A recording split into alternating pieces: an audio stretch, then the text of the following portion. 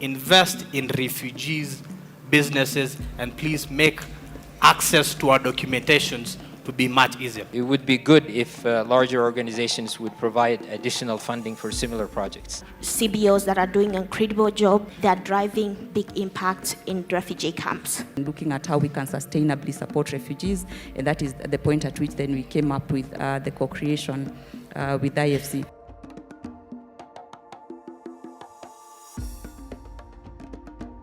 Welcome to State of Africa. I'm Jeff Morton with the Africa Leadership and Dialogue Institute. We begin with some thought-provoking numbers. Did you know that refugee-led businesses in Kakuma refugee camp in Kenya generate over $56 million each year? This is according to a joint report by the UNHCR and the World Bank, a powerful testament to the potential of displaced communities. Now, at the recent Africa Forum on Displacement 2025 held in Nairobi, private sector leaders from across the continent gathered to share solutions for displaced communities. At the heart of those solutions was capital. We begin by exploring how financial institutions are unlocking opportunities for young displaced persons. Salah, let me begin with you. You've played a key role in de-risking private investments in very fragile contexts through initiatives like the risk-sharing facility with Equity Bank and the Kakuma Kalabai Challenge Fund. So, I mean, these really do demonstrate this approach actually has a long-term resilience for companies' operations. So let's talk to that, and let's talk about the risks that are associated with this.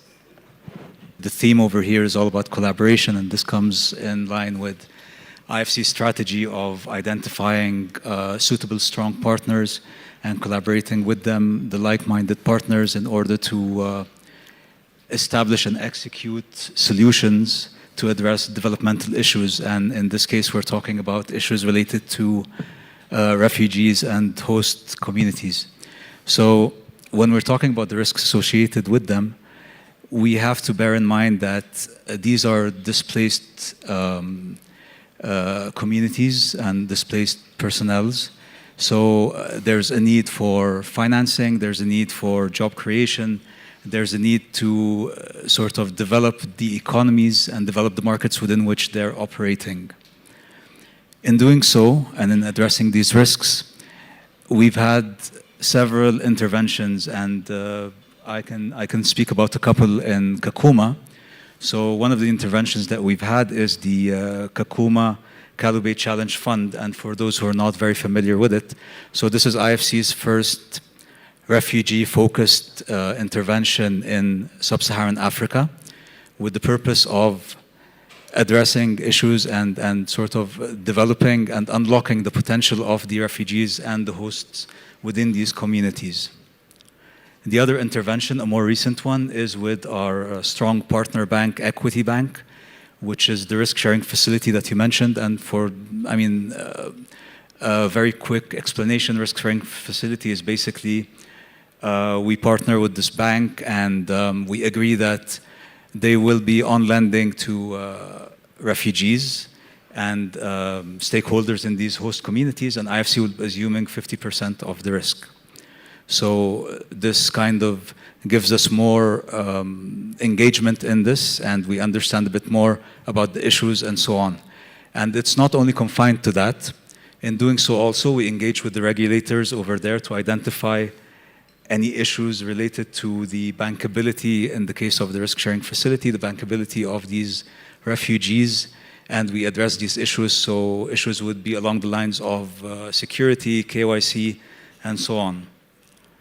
Under the fund, for example, we also engaged with the regulator and to facilitate and to develop the operating environment. So issues related to availing information that touches on the policies, that touches on the processes of establishing and obtaining permits for establishing their businesses and so on. So in that sense, we identify the risks and we try to develop the enabling environment, so to speak, and also attract more private investments in these host communities. In doing so, we're creating jobs by supporting these businesses and giving them finance. in creating these jobs as well and developing these businesses, you're actually increasing or maybe introducing new services within these communities. So it's all kind of interrelated in a way. Also, the other factor is that in providing the technical support, you also engage with the borrowers themselves. So you look into their business models and you provide whatever technical support you can. You address issues in order for them to sort of fortify their business models and address any risks over there. And again, it's all interrelated. You provide the funding, you provide risk mitigation, you develop their business models, and ultimately you're developing the sector, you're developing the bankability, the enabling environment, and you're attracting new investments within these host communities. Finally, I think it's a holistic approach that IFC sort of applies within these communities. It's a holistic approach, it's a collaborative approach. I think collaboration is key. You have to sort of present your strengths, and you have to identify the right partners to collaborate with. All of these engagements were collaborative efforts. We also have other partners along with Equity Bank, developmental institutions, other funds, the governments themselves in doing so in order to address all of these issues. Maybe I'll stop there. Good. Thank you. Thank you so much for giving us the kind of an in-depth version of how this actually works. And then we'll move to Equity Bank. Sarah Lynn, thank you as well. Thank you very much for being with us. I mean, Equity Bank has got a real interesting way, because you've leveraged risk-sharing facilities with international finances to ensure financial inclusion of forcibly displaced people, which is incredibly important. But I suppose the question that needs to be asked is, what steps need to be taken to transition borrowers from de-risked portfolios to commercially viable, unguaranteed lending? How do we go about doing this? We have gotten into a partnership with IFC, and that came against the bedrock of other conversations that we were having with various partners around supporting refugees both in urban settings and in urban camp settings and urban settings. And we did a little bit of work as far as that was concerned. We had a little bit of what we'd call proof of concept. And so IFC came in then to strengthen the work that we were doing and to help us to scale to a large extent. And so the lessons we have learned, to your question, number one is the need to strengthen the borrower's creditworthiness. Because essentially here we are talking about the partner behind the whole program being IFC, and then there is equity, and then now there is the third party being the borrower. And for us, it's very, very important to have that keenness in terms of the person that we are lending to. I have listened to our brother from South Sudan, John, and I've heard you in terms of supporting beyond education. And we have many other programs that we are running, as I come back to the question, beyond the Wings to Fly and the education component. And these are programs that are available probably in our website. You'll be able to see what else we are doing in terms of supporting vulnerable populations in areas like financial inclusion, in areas around energy and environment and climate change, in areas of skills building, in social protection and so on. So we can have a conversation after this so that then we have an understanding of what else we have been able to do, both for the refugee community, for the host community, and for the populations that we serve across the region. That said, the borrower to us is very important, and their capacity in terms of how they manage their businesses. So looking at how you support them in financial literacy, in empowering them with business development skills, how you enable them to formalize or register their businesses, and so on. Because then once their creditworthiness is built, once they're able to track how their businesses are going, then they become better borrowers. And in essence, you can be able to graduate them from guarantee supported lending to fully, or what we'd call commercially viable ventures. The next thing that we have noticed or have land works well is where you have a graduated mechanism, so that then you have iterated departure from guarantees. And that means then you start with small grants, or rather small loans, which are fully guaranteed. Then you can graduate them to larger loans that are partially guaranteed, and then eventually you can push the loans to fully commercial. And those are concepts that we are still testing with what we are doing with IFC. But that tends to work very well, so that then you don't fully move from guarantees, but you make it a phased transition.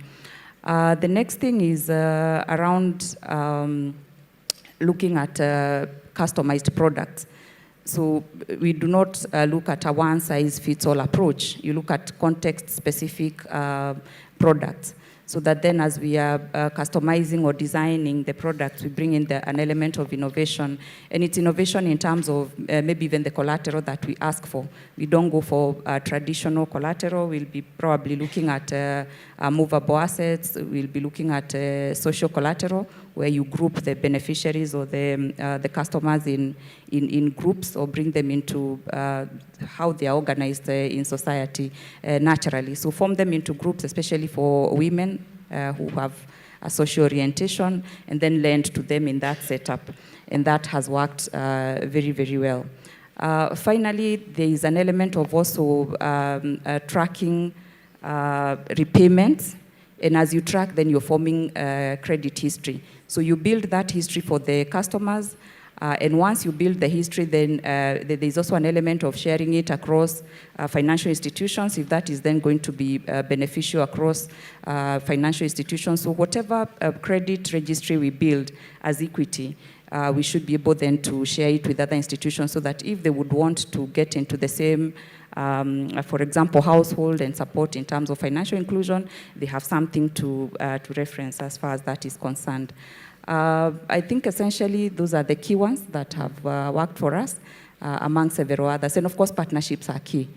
Because what we've been able to achieve so far with the guarantee is based on our partnership with IFC, our very strong partnership with UNHCR, because this whole conversation around our involvement in the refugee space is primarily focused maybe on our purpose, which is transforming lives, giving dignity, expanding opportunities for wealth creation, and a lot of partnerships that we have gotten into within that purpose, especially with UNHCR, starting off as cash-based assistance, programming conversation, and then we move to durable solutions and looking at how we can sustainably support refugees, and that is the point at which then we came up with the co-creation with IFC. So a lot of partners, we are working with a lot of partners across the region. So when we talk about this guarantee that we are running with IFC, it's been informed by a lot of conversations with other partners and dialogues that have brought us to a point where we look at this as the most viable approach in terms of durable solutioning for refugees.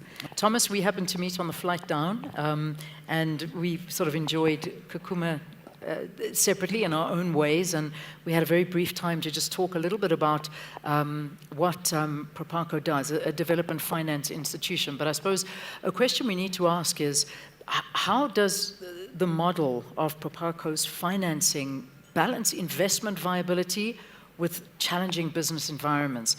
And at the same time, perhaps maybe you can talk to us about some opportunities, because I know you said you saw so many opportunities in Kakuma.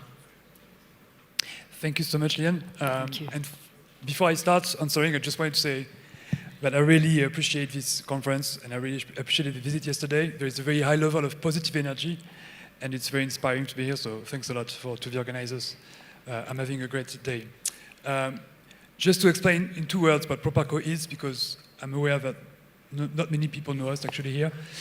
So Proparco is a French government development finance institution. So we invest in private sector projects for sustainable impact in 115 countries in the world. Our portfolio, just to give you rough figures, is 8 billion euros, and we commit about 3 billion euros a year. As part of this strategy, Proparco highlights the fact that we need to be proactive and to have a very proactive strategy when it comes to investing in fragile and conflict-affected states and in LDCs. That's a central pillar of our strategy. Our commitments in fragile and conflict-affected states, by the way, we are using the World Bank list when we say this, was 323 million last year, which is an increase over the last years. And so that's about 11 or 12% of our portfolio in fragile and conflict-affected states today. And when you had LDCs, that's above 20%, so which is not too bad. Our main investments in fragile countries last year were in Nigeria, in Mozambique, in Chad, and also Palestine and Ukraine, because we also work around the world. But 2/3 of all our investments in fragile and conflict-affected states last year were in Africa. Africa is really our strong priority. So I want to say, when operating in fragile and conflict-affected states, there is a tension between our mandate as a development finance institution, which is to fight against poverty, and poverty is increasingly concentrated in fragile and conflict-affected states. It's over half of the global poor today are in countries which are fragile or conflict-affected. So this tension between needing to invest there and the need also to manage our risks. And so blended finance is an answer to that. When I say blended finance, I want to highlight that it's very important for us, but most of it is actually in-house blended finance. So we are able to use resources that are given to us by the French government, by the European Union, to de-risk ourselves and to finance more risky projects. In total, last year, about half of our projects were in some way relying on blended finance mechanisms. 3/4 of that was actually to de-risk the investments that we are making. And then the rest was either loan subsidies, so trying to make the loan cheaper for our clients, or technical assistance.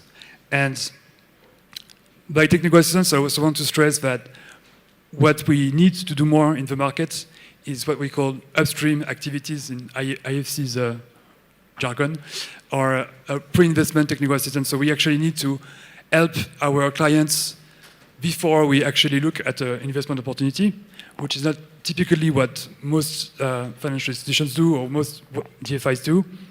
But we understand that when we invest in fragile and conflict-affected states, we actually need to help our clients to fulfill whatever criteria we have, or to fill the gaps that they have, for example, on compliance issues or ESG risk management issues. Sometimes it's also on conflict risk management, which is important.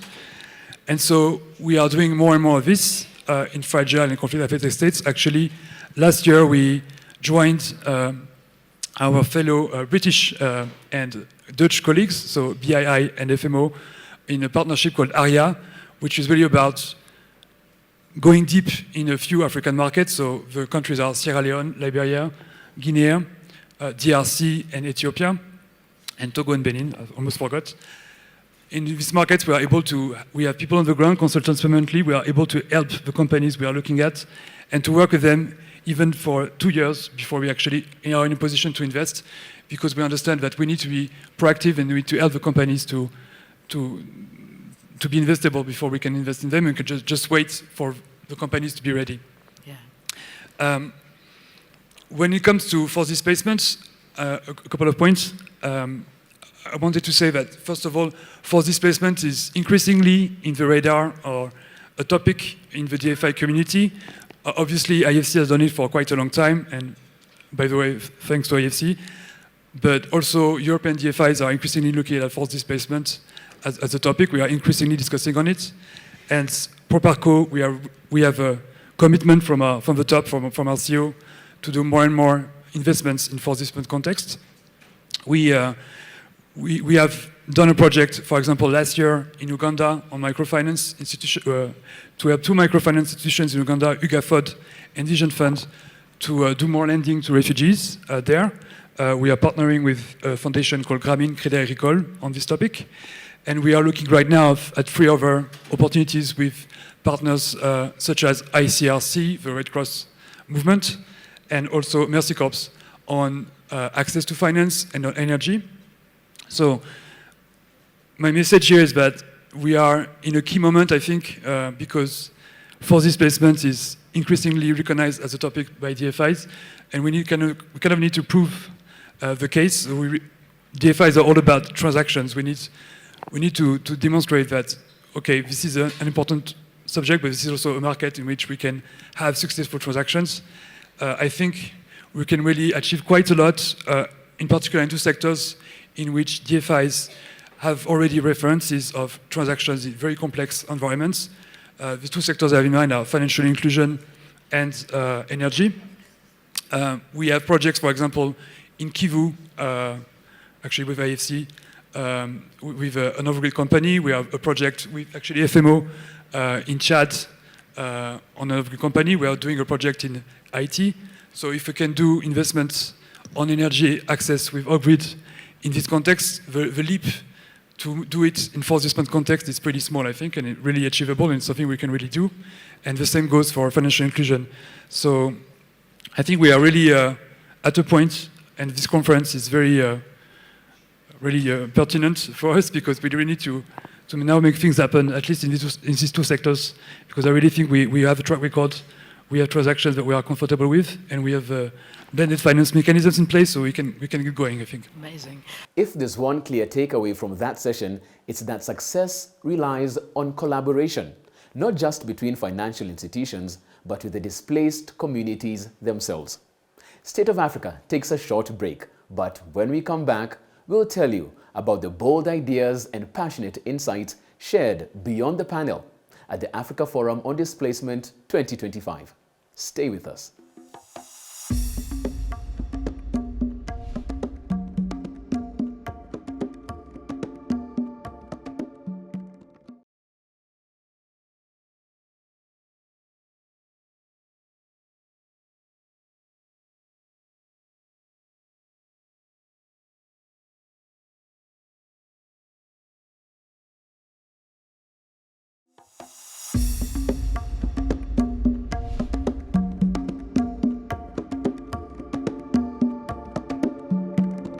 Welcome back. You're watching State of Africa, where we're discussing market-driven solutions for displaced communities. Now, beyond the panels, attendees at the Africa Forum on Displacement 2025 shared bold ideas and passionate insights, highlighting both the challenges they face and the untapped opportunities available to the private sector. Here's a look at that dynamic engagement. I'd like to open up the floor very quickly to some questions. Okay, first mic, if we can get a mic over there.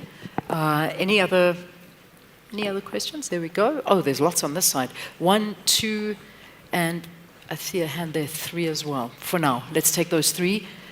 1, 2, 3. I'm not asking more. This is for the audience. Okay. Thank you. I think my questions will go to Salah and Wairimu. Thank you so much for the activities that you are doing in the refugees and the integrated community, that is Kalubiye and the host community. We looked at what works in terms of the market in the refugees. I also want to know what does not work and why is it not working? What can be done so that what is not working can work? You got Great. Love the question. That's for you. Hold the thought. Hold the thought. Let's pass the mic on. Oh. Let's get the next question over there. Oh, you've got a mic. Go for it. Please ask, sir. Thank you. Just 30 seconds.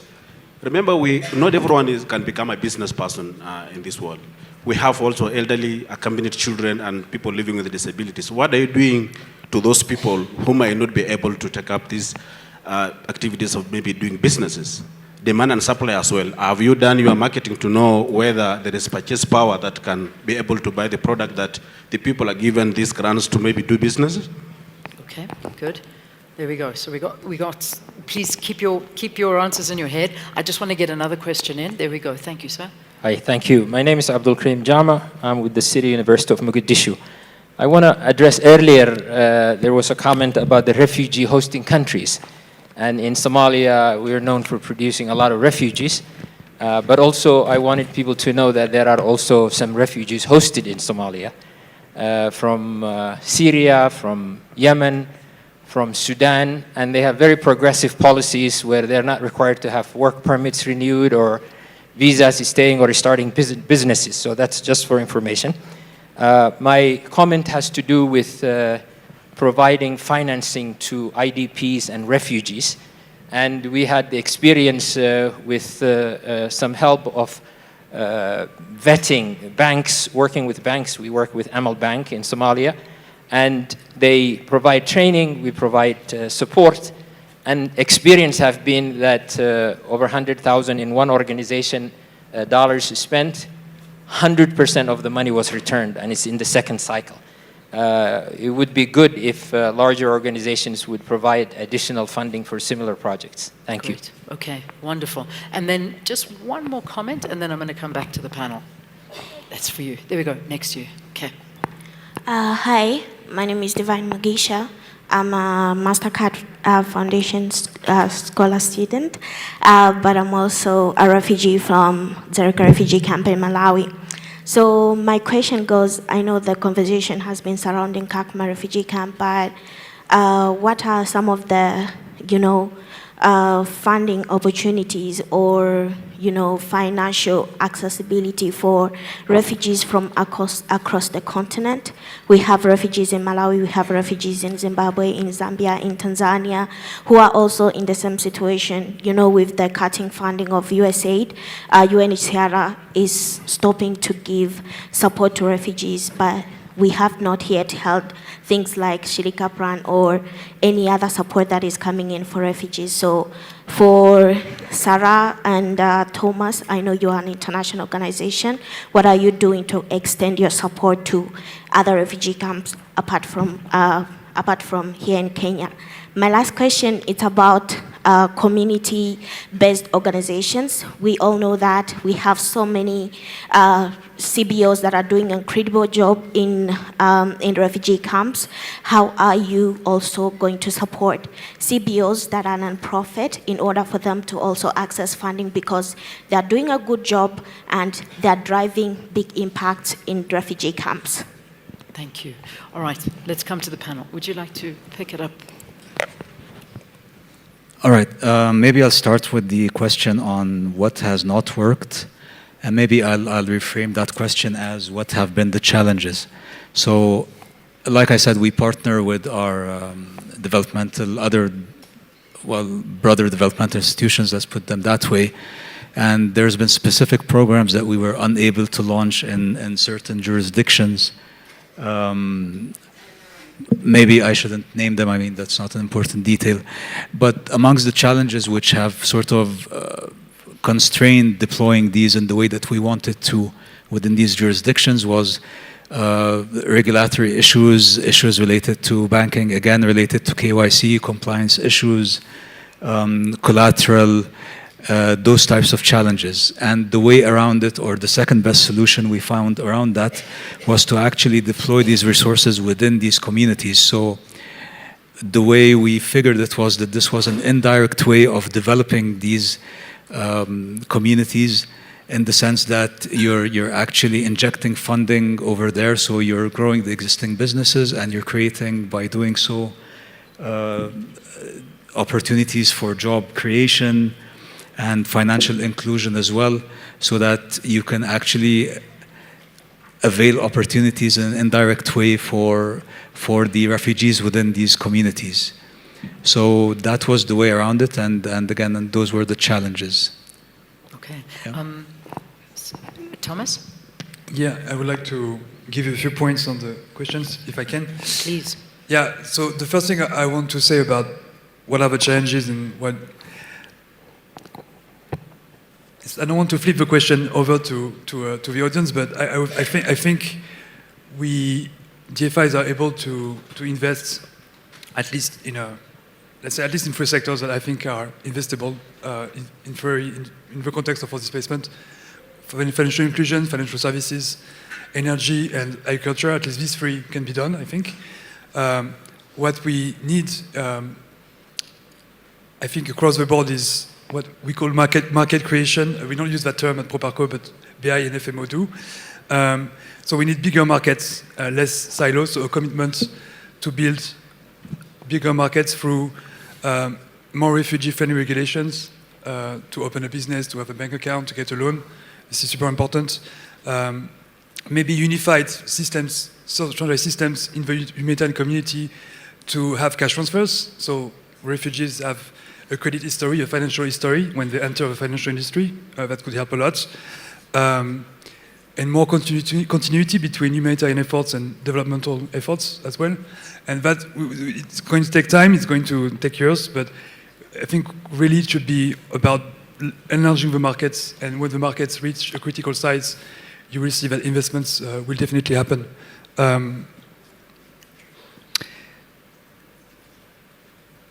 And I also wanted to say that, talk about financial innovation. It's one point I really wanted to say in the panel, is that financial innovation is important, but it shouldn't be seen as a magic formula, or we shouldn't have a tokenistic approach to financial innovation. It all starts with a sound business model and a growing market. If you don't have that, there's no level of financial innovation that can fix the issue. Financial innovation should not be an end in itself. It should be serving a purpose. Financial innovation can allocate risks among different financial players on a transaction, but it's not going to solve the issues of a business model that is not working, or a market that hasn't reached critical size. Regarding CBOs, just wanted to say that it's not Proparco's mission to finance CBOs, but we are part of a larger group from the French Development Agency, which is very committed to finance refugee-based organizations, and they have big programs for that. Okay. Sarah Lynn, anything that you'd like to add? And the one question I know was a lot to do with other opportunities on the continent, because we have focused and spoken a lot about Kenya and Kakuma in particular, but not deliberately so. But I suppose because we are in Kenya, I know you operate in Kenya, but are there options for other refugees on the continent to come, for either one of you, I mean all of you, anybody on this panel, if you'd like to speak to that? I think I could comment on the equity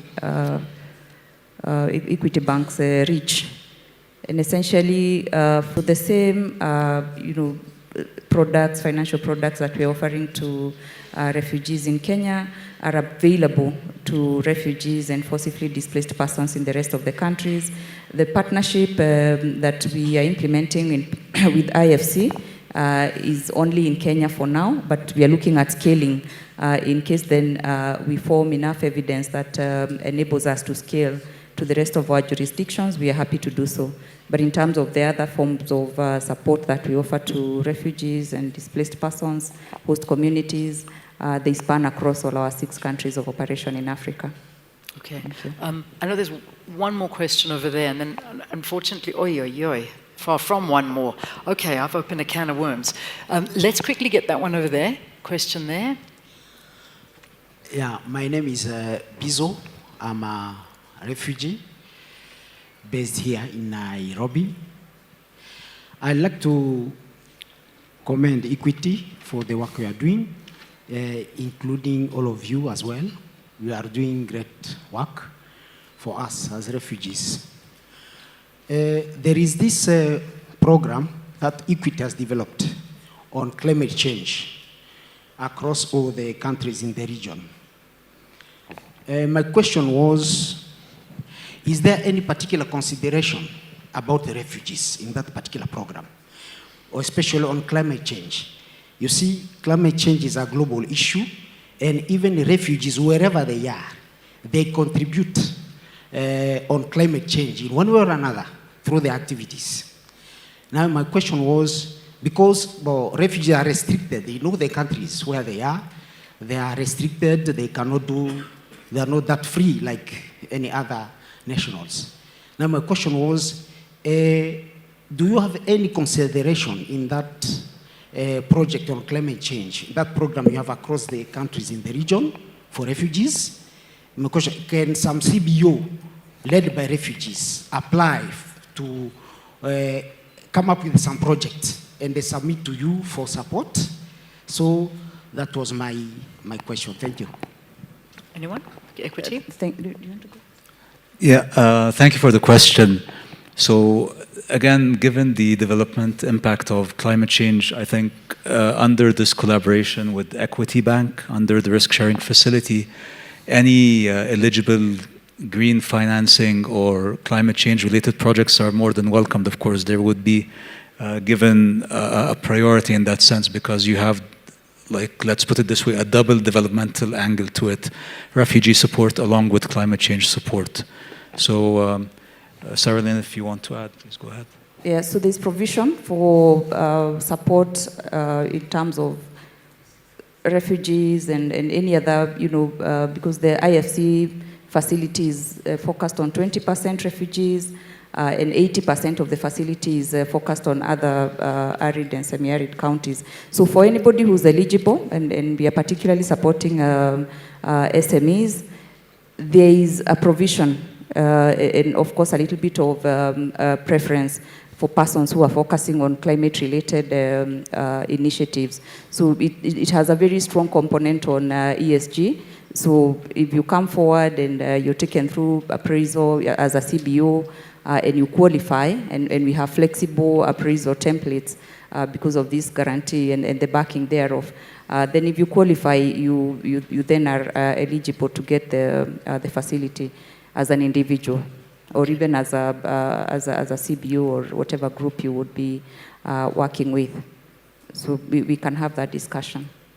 So I unfortunately can't take any more questions on this one, but what I can do is I can get a guarantee from my guests, if that is at all possible, if people would like to approach you, get their questions answered, come and speak to you personally for some of the issues that they have. We've got Sarah Lynn from Equity Bank, and of course, it sounds like they're wonderful opportunities that people can get from you, Salah at IFC, and then of course, Thomas, thank you as well, from Proparco. So please, try and get to our guests, speak to them directly.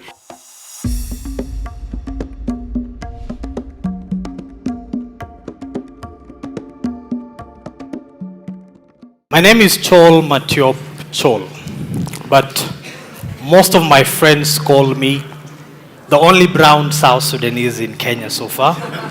Don't doubt that, because if you go back to my place, you'll be surprised of how I look. I've studied here from nursery school, in Swahili we say chekechea, primary, high school, but my dreams of becoming a great journalist were shattered when my parents could not afford to pay for my university level. So just like any other person, I decided, let me just remain in the camp, see what happens for me next.